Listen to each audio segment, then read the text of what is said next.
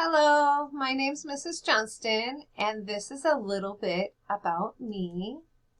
I am a teacher here at Internet Academy. I teach in the elementary school. I have received a BA from Eastern Washington University and a master's degree from Lesley College. I've also received other awards from Federal Way School District. This is my husband, Mr. Johnston. This is my son, Douglas.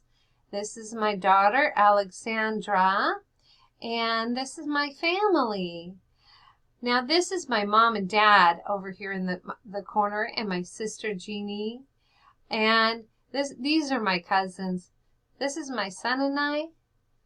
And this is my family. Something you might not know about me is that I am a triathlete. Now, I didn't just get there by just suddenly being a triathlete. It took a lot of hard work and goal setting to get to be a triathlete.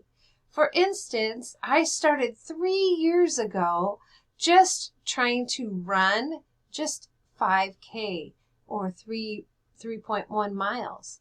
And then I started bike riding and met new friends. And my son and I have started doing a race a month. And then along the way, I became a triathlete. And now I have done 5 races, and I even did one on my birthday. I hope that you learned a little bit more about me, and have a good assembly. Bye-bye.